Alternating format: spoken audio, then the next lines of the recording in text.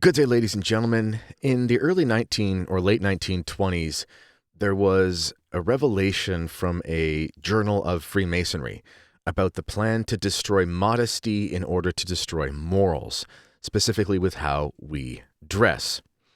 We're going to talk about what the church teaches on modesty, and you're not going to want to miss this. Stay tuned.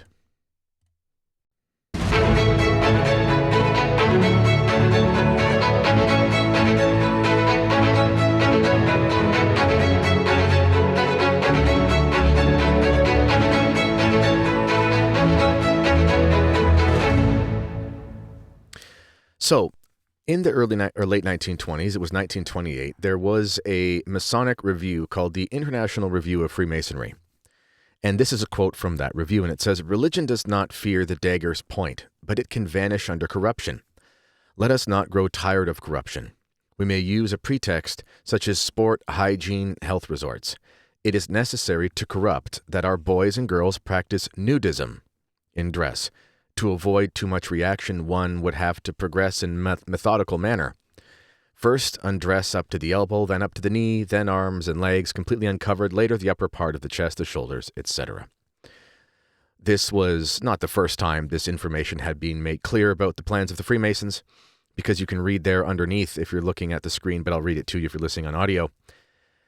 Pope Leo XIII in Humanum Genus, he wrote about the plan, about the teachings of the Masons, and this was about 40 years before this letter came out.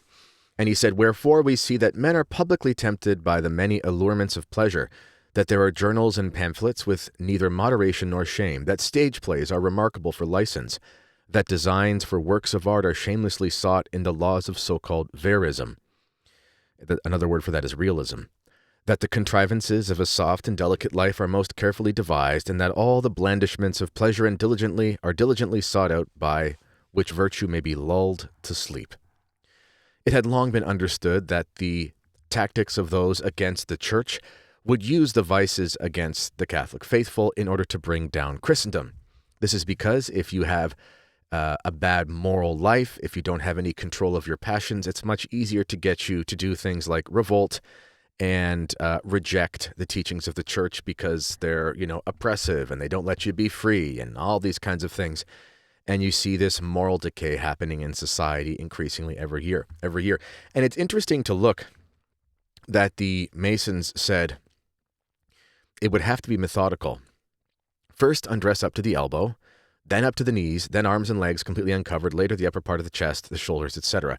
What they're describing there is actually the trends in fashion that you see taking place slowly but surely over time. It also shows you just how modest our ancestors used to dress. And of course, the issue of modesty applies primarily to women, given the nature of fashion nowadays. But we're going to go through what modesty is according to church teaching, what Thomas Aquinas says about it, and how it's about exteriors, but it's a virtue. So it must also include the interior life, as all virtues do. And it applies to things beyond just externals, like your attitude, the way you present yourself, the way you speak, and so on and so forth. Now, before we get to that, if you are interested in going to the Holy Land, I'm going on a pilgrimage this September, and you can find a link for that underneath. It is with with Catholic Heritage Tours, and we're going to be visiting Jerusalem, so the Church of the Holy Sepulchre, the Last Supper Room, the Church of St. Peter, and so forth. We're going to the Bethlehem to visit the Church of the Nativity. We'll see the Church of St. John the Baptist of the Visitation. We're going to see the Basilica of the Annunciation in Nazareth, the place where our Lord's Transfiguration took place. We're going to Cana, the Sea of Galilee, Mount Carmel. We're going to see the Dead Sea, and you can wade in the Dead Sea, which is interesting. And we're also going to see the Qumran area where the Dead Sea Scrolls were discovered. Lots of amazing things happening. It is now safe again to travel to that part of the world. So if you're interested, check the link in the description area below. All right, so I have a document that I've prepared because I want to make sure that we go through this information properly. And we discussed briefly how there has been a plan by the enemies of the church to take down modesty. But it's important that we consider what the church actually teaches on modesty. And in order to do that, we're going to have to discuss at least briefly what we mean when we say the church teaches. So we have to have a consideration of the universal and ordinary magisterium, or the ordinary and universal magisterium. Often you'll see it summarized as UOM or OUM. The ordinary and universal magisterium refers to the teaching authority exercised by the College of Bishops dispersed throughout the world when they teach authentically on matters of faith or morals in communion with the Pope and agree that a doctrine is to be held definitively. And this is from the Old Code of Canon Law. I believe in the New Code as well. I can't remember if this citation is from new or old when I wrote it, but anyway. Unlike solemn judgments, like ex cathedra judgments or ecumenical council decrees, the ordinary universal magisterium does not require a single definitive act, but emerges from a consistent universal agreement over time. The OUM, ordinary universal magisterium, is infallible when bishops united with the Pope teach a doctrine as divinely revealed and oblige the faithful to hold it definitively. However, this infallibility is not engaged unless the doctrine is unmistakably definitive and proposed as a revealed truth necessary for belief by all Catholics. And the citation for that is in the eminently exceptional theological manual used to train priests for so long called The Sources of Revelation from Van Noort. Without a clear intent to define a doctrine as a matter of faith, for example through anathemas or explicit binding language, the OUM's teaching remains authoritative but not infallible. Now, why do I bring that up? Well, there's a trend in modern Catholic apologetics to really confuse what that means when the church teaches something. And, I don't mean to pick on Catholic Answers too much here, but they have a history at Catholic Answers of, they don't do it anymore, but they used to do it a lot, where they would basically go after traditionalists. They've kind of started doing that again, sadly, or some of their apologists have. But in the past, you can read these old articles where they'll say the trads are wrong because the church does not teach this infallibly. But it is part of the ordinary and universal magisterium. And in some cases, they might actually misunderstand what that is, and maybe it is infallible. But the key line in that document was, it's authoritative, even if not infallible. And the only reason we would ever dissent from something that's presented as authoritative is if that thing doesn't match what is consistent in the ordinary and universal magisterium. This is why, for example, with the Second Vatican Council's decree on religious liberty, we look at what was always taught and always published in catechisms and so forth, and we say this is not like the past. And since the Second Vatican Council did not teach it in a way that used sort of solemn language or had anathemas or things like that, then we kind of have to look at this and say this is kind of a mess, because the ordinary universal magisterium on this topic, with very convincing language, very solemn language from the popes, it might be authoritative. It might be infallible.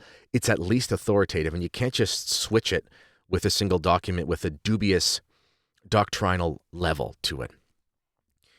So the way that we understand what is historically part of the ordinary universal magisterium, one of the best ways, there's two.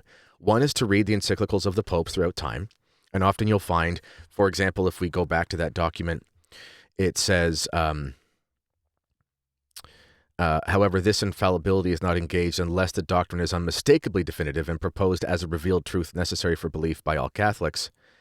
And it says, without clear intent to define a doctrine as a matter of faith, for example, through anathemas or explicit binding language, the OUM's teaching remains authoritative but not infallible.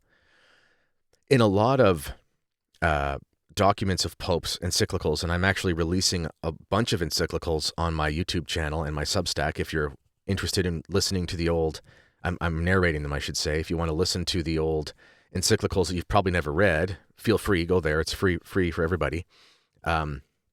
You'll find things like, we bind, or we solemnly this, or with all of our authority, etc. When things are presented like that, that's the teaching of the church, and you can't just change it. And one of the other ways to understand the ordinary and universal magisterium is to look at what the perennial catechisms have always said. In the perennial catechisms, the ones that were published, accepted, republished, translated, been around for hundreds of years. Bishops have given their endorsements. No one's, no one has sounded the alarm that there's something wrong with them. Those type of catechisms, the Catechism of Perseverance, the Roman Catechism, the Baltimore Catechism, the Catechism of Pius X, many others. When you find a consistency across those things, you can be certain that what you're looking at is the ordinary universal magisterium. And that's what we're going to investigate when it comes to the church's teaching on modesty. And the reason why I've given this background is because, no, you're not going to find a single solemn, if one wears a skirt that's above the knee, let her be anathema. Like, you're not going to find that. Instead, you find this perennial wisdom throughout the church's history, basing itself on principles from Scripture, and so on and so forth, and reason. And we need to understand that that does represent the teaching of the church, even if points of it may be up for debate. But in general, we have to go with that, and we can't just disregard it because it's not quote-unquote infallible.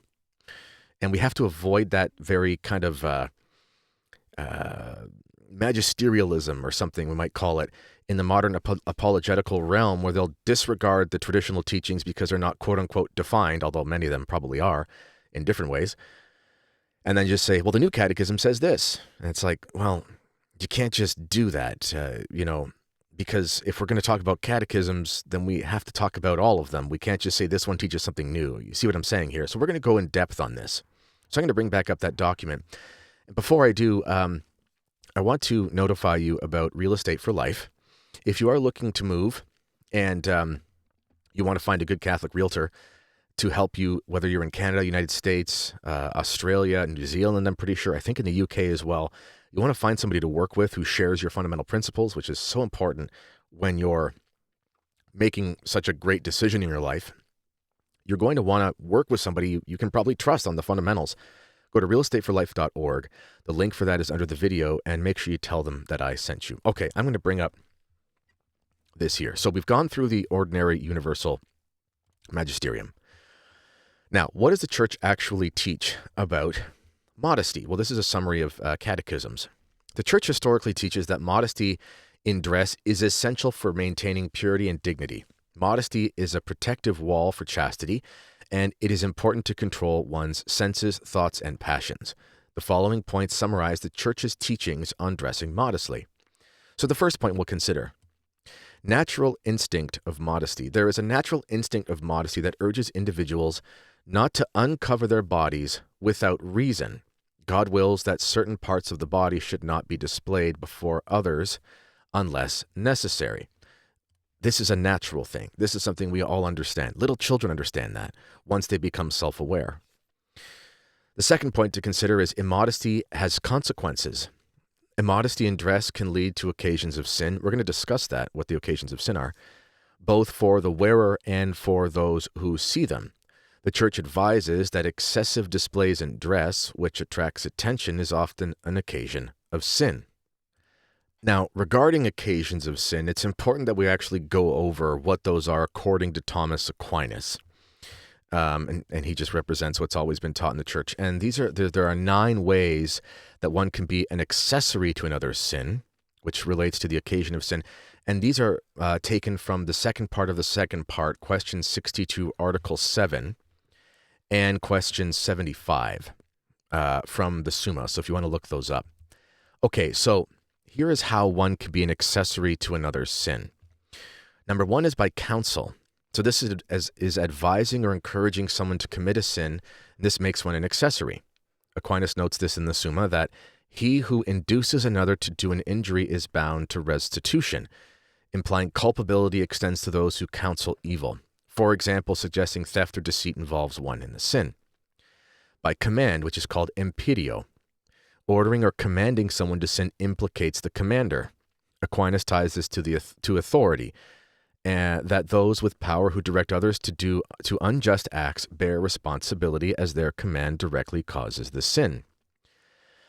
Number 3 is by consent, which is called consensu. Agreeing with or approving of another's sin, especially when one has the power to oppose it, makes one complicit. This is in Article 75, the second part of the second part. Consent to the sin of another, when one could reasonably prevent it involves scandal, suggesting shared guilt through passive approval.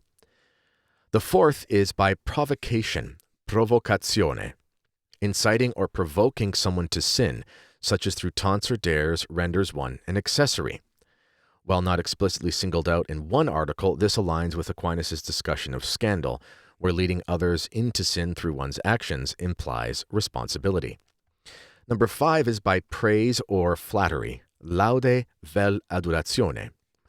Praising someone's sinful behavior to encourage its continuation involves one in the sin.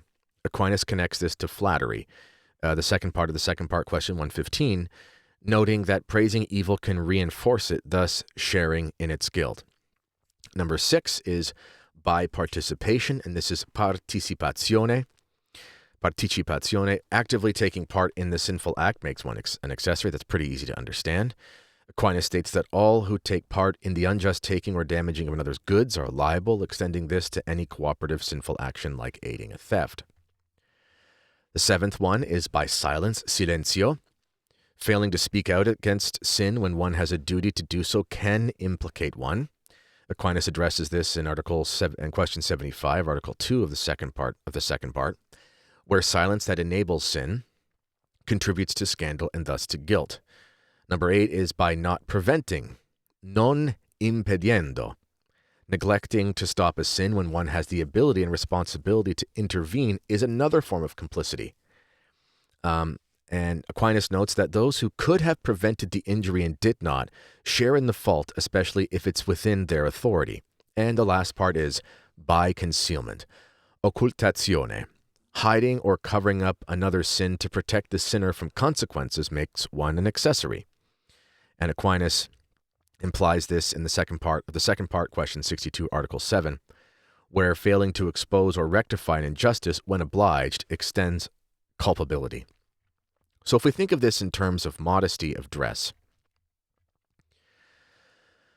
and if we go back up to the top of the document here, where it talks about immodesty and its consequences, it says here, the Church advises that excessive displays in dress which attracts attention is often an occasion of sin. So we must take into account these ways in which we can be an accessory.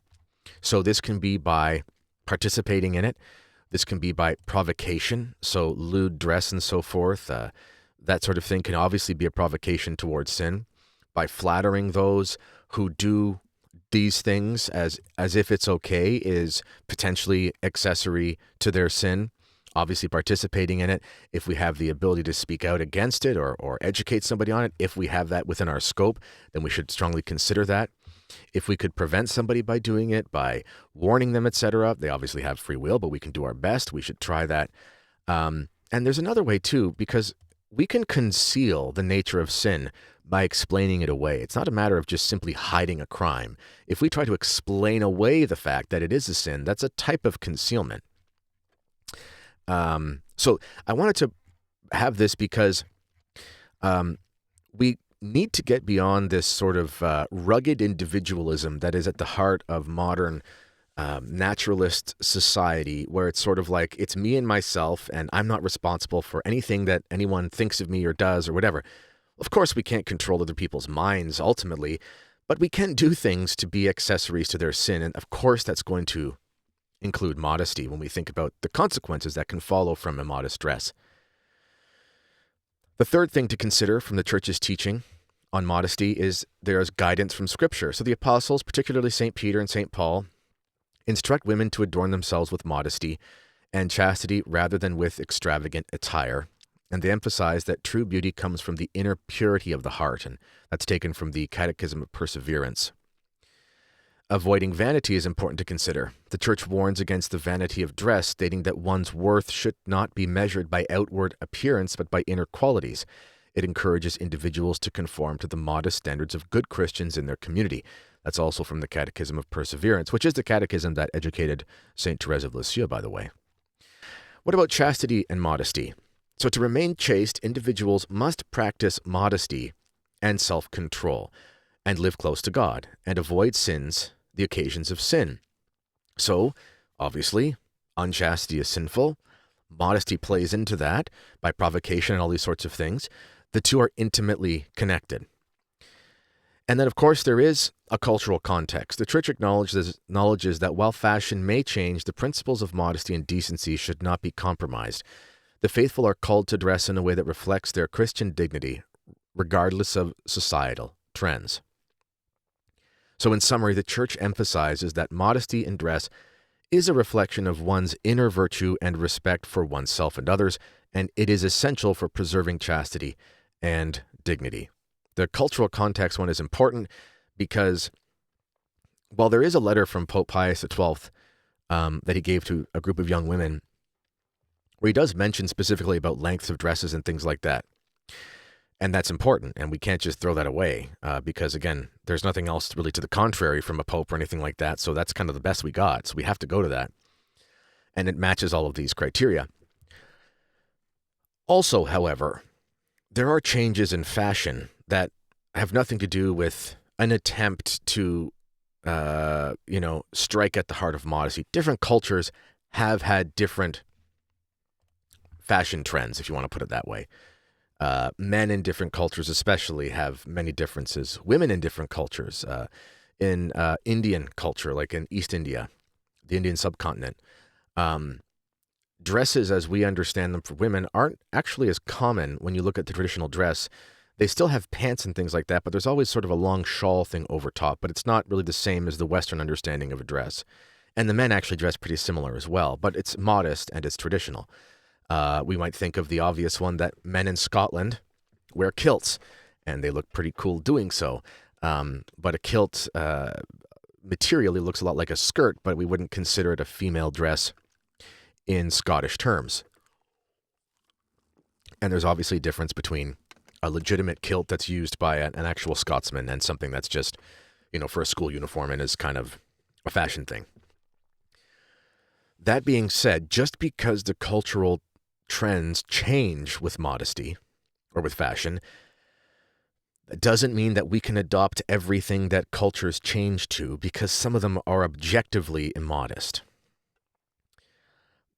Archbishop Lefebvre, when he would talk about modesty, he would refrain, and he instructed the priest from refraining to preach about specific types of clothing, whether women should be wearing skirts versus pants and those sorts of things, because it is a very emotional topic, and it's something that is very difficult considering the revolution in fashion that has taken place, the wardrobes people have and so forth, but instead wanted them to, and also he realized that when it was brought up, people just wouldn't hear it because there was such an attachment to the modern fashions.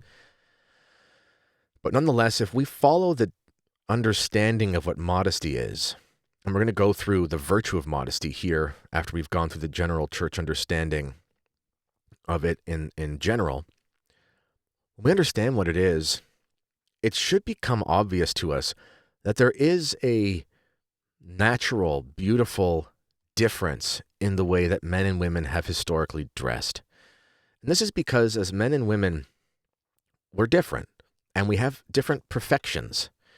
We can look at a landscape, for example, and we see, a very imposing rock face on a mountain or something, and it's very beautiful, but we'll say that's a kind of a masculine thing. We look at that and we wouldn't describe it in feminine terms, but then we might say, it's very impressive, or it's very imposing. It gives me it's a feeling of strength looking at it.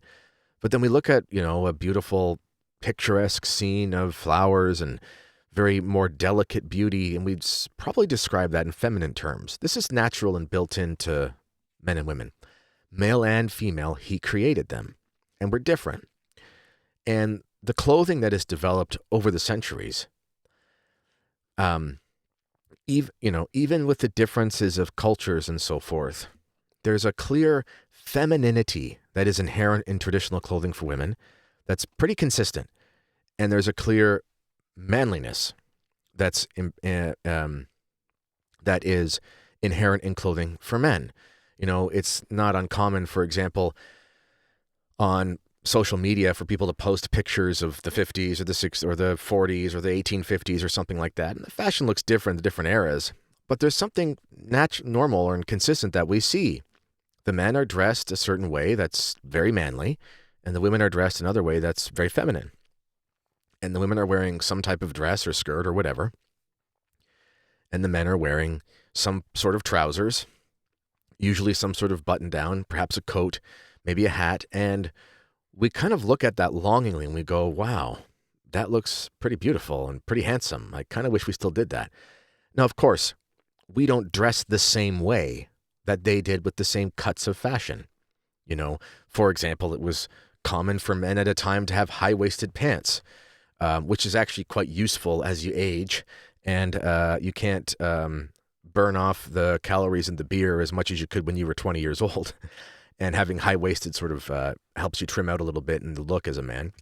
And the reason that those cuts changed was basically because of rations for clothing and things like that during wartime, and they actually had low-cut male pants. Anyway, and of course, women's fashions have changed as well. Nonetheless, we should look at the consistency of how men and women have always dressed in ways that were distinctly male, distinctly female, or distinctly masculine, and distinctly feminine, womanly and manly. Okay? And we should take some inspiration from that because, as we're going to see here, modesty is more than just exteriors. It's a virtue, and the exterior should represent the interior. So we're going to look at Thomas Aquinas and what he says about modesty, and this is from the Summa. So St. Thomas Aquinas discusses the virtue of modesty in the Summa, particularly within the context of temperance, as modesty is part of this cardinal virtue. And below I'll provide specific citations and explanations based on his treatment of modesty. And most of it, or actually all of it, is taken from the second part of the second part, Secunda Secunda, where Aquinas addresses virtues in detail. So modesty as a virtue. Aquinas considers modesty, modestia, a virtue that moderates human behavior, ensuring it aligns with reason and decorum. It is not merely about external appearances, for example, clothing, but also about interior disposition and outward actions.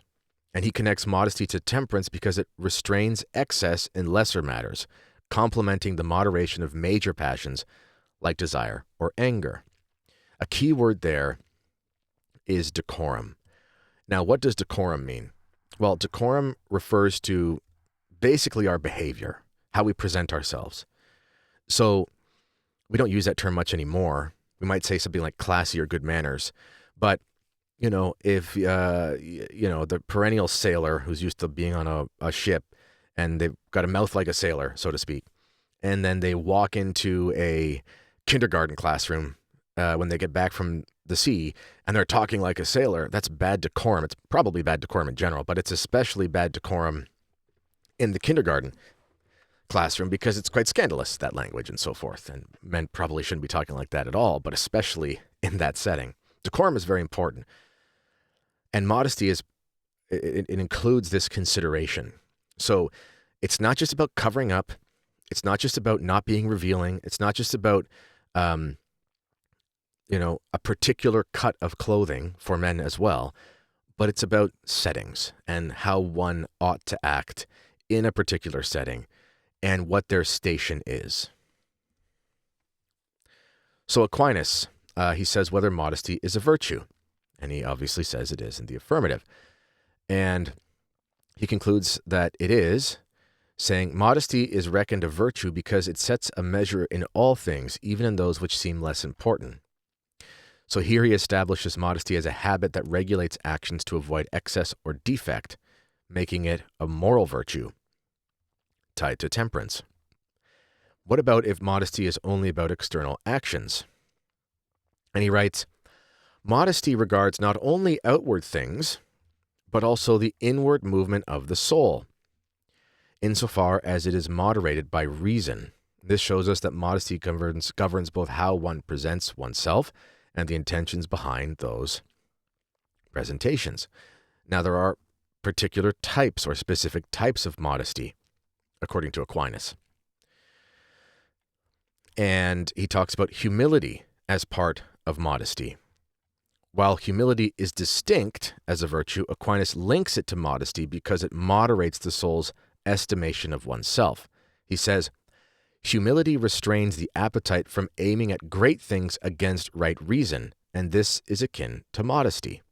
Modesty then includes humility in curbing pride or vanity. Modesty in outward movements. Aquinas discusses modesty in bodily actions like dress and behavior, stating, in outward movements, modesty aims at what is becoming to a man according to his state and condition. So he emphasizes appropriateness, neither excessive display nor neglect, based on one's role in society.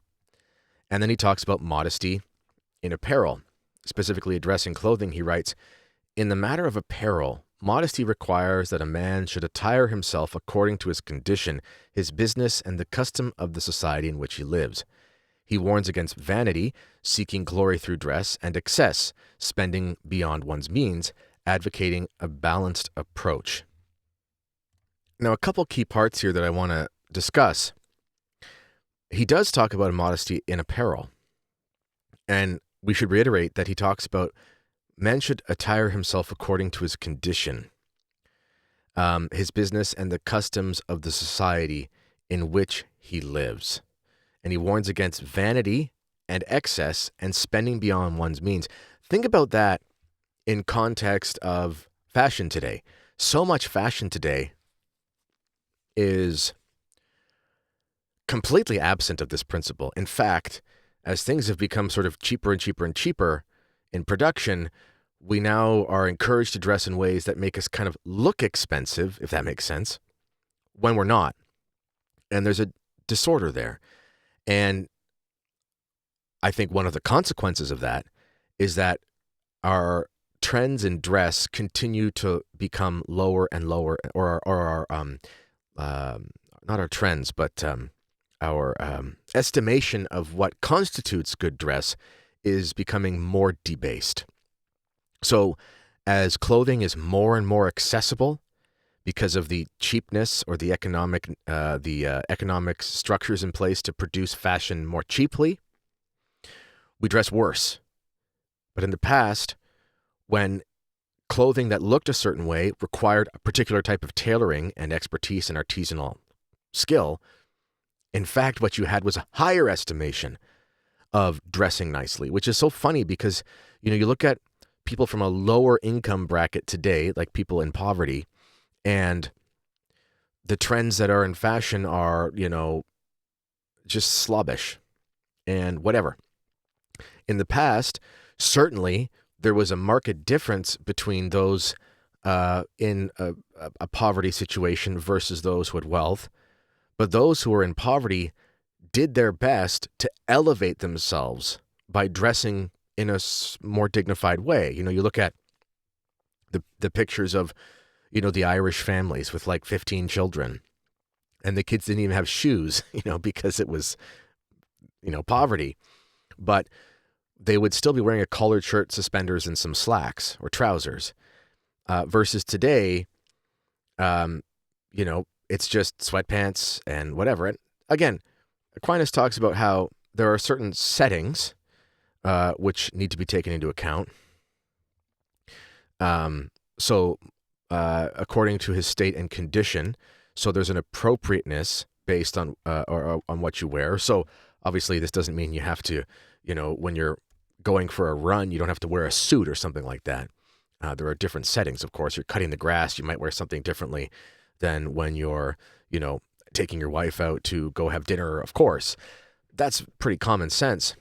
But even in the past, those who had harder labor jobs, they would still try to dress as if they kind of mattered. And that really makes a difference. I'll give you a thought experiment. If you drive by a property and the property is in shambles, like there's the half buried lawnmower that's been there for 20 years on the lawn out front, and there's weeds all over it and doesn't work anymore and it's rusted. And, there's the dog on the clothesline thing, and like there's no grass where it runs back and forth. And, There's an old washing machine that's sitting beside the garage that's rusted over. I mean, it's in complete shambles. Like the fence is dilapidated. There's a really good chance that you're going to encounter someone who lives there who's really messed up, where they don't have their stuff together. When I used to be a mover, it was a summer job I had for a couple years when I was in school. It wasn't just summer, but it was mainly summer. I worked it part-time during the school year. And man, oh man, when you're a mover, you encounter some strange situations. We did moving and junk removal. A lot of stuff for landlords, cleaning out apartments after tenants had defaulted on their rent and skipped town and things. Like, it was interesting. And one time we actually had to move a legitimate hoarder.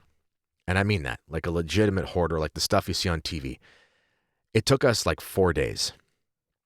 It was insane. This lady had money, but it was one of the saddest things of my life. Just to give you a little bit of an insight, she had a TV on in her sister. Her sister had passed away. This lady was a little older. Her sister had passed away. And she had a TV on, an old like dial television, and the screen was all the snowy look. It was like fuzzy, but you could still hear it. And obviously, she was a hoarder, like nothing was packed because like, how do you put that much stuff in boxes? It was a nightmare.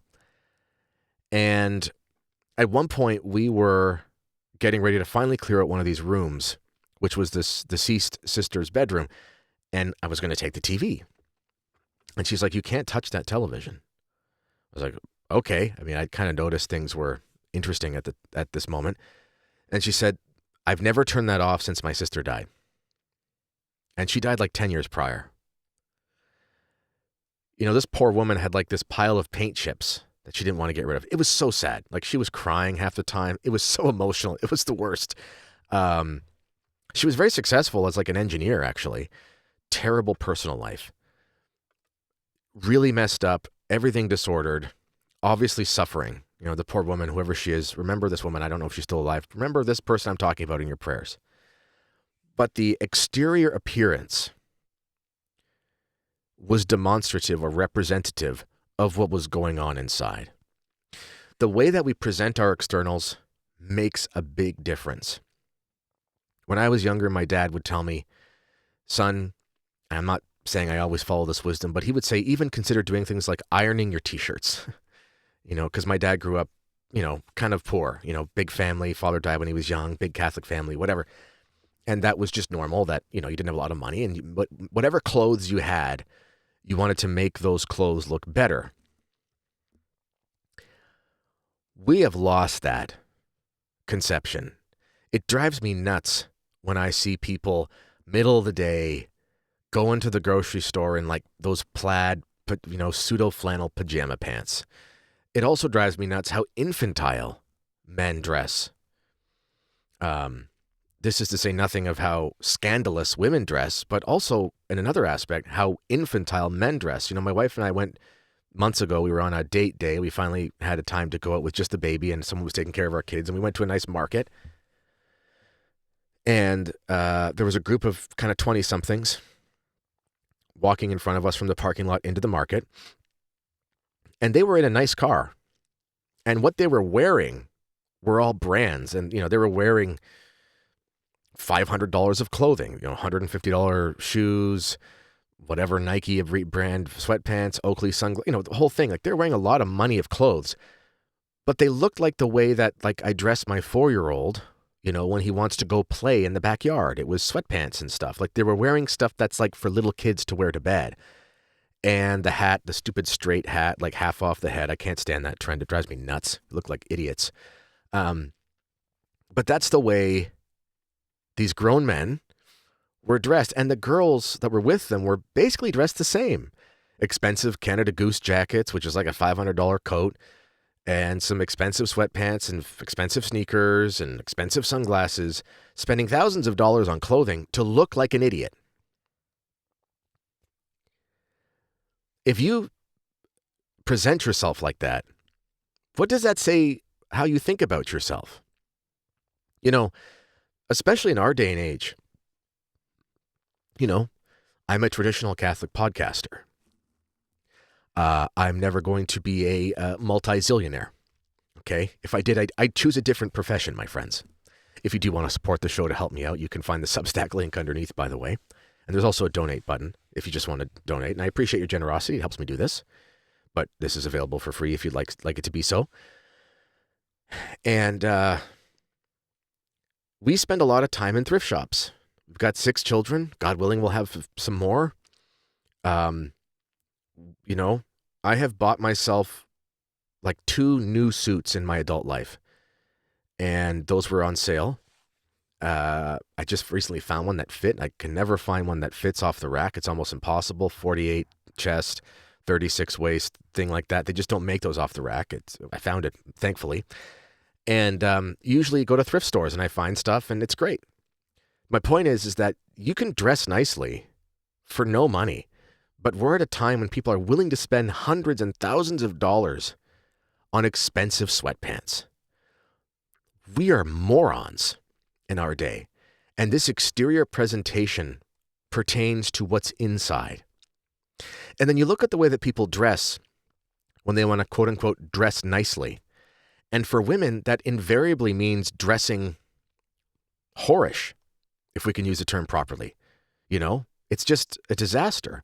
It's like the sweatpants and the basically men clothing for casual.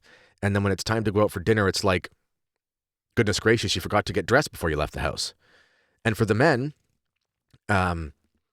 dressing nicely to go out to dinner with his with his basically undressed girlfriend, he's wearing like a black t-shirt with jeans and some Jordans or something, or some Timberland boots, because that's the nice way to dress. And it's like, what are we doing here? People are dressed like idiots. No one has any understanding of this. This is representative of the moral decay. We have lost this sense. And it's explained by what Thomas Aquinas talks about with virtue and modesty being a virtue and tied to humility. Whether you're rich or poor, it doesn't matter. There are ways that you can elevate yourself and at the same time not attract undue attention. It doesn't just pertain to what's revealing, although that's really important, and that does primarily apply to women. I'm sorry if that's unfair, but that's just the way it is. But it applies to men in different ways, which we've discussed. All right, to finish off, I would like to read the story of Saint Perpetua, which pertains perfectly to what we're talking about here when it comes to modesty as a virtue, as it pertains to dress, but really seeing the true virtue of a Christian because it's about her martyrdom as well. So Saint Perpetua, this is taken from the Catechism of Perseverance, a French catechism which has been translated. And by the way, you can find all these catechisms from Sophia, Tradivox, the project. It's a great project. It goes, "It was then that, retiring under the porticos of the amphitheater, he found an opportunity to speak to Pudens, whom he encouraged to persevere steadfastly in the faith.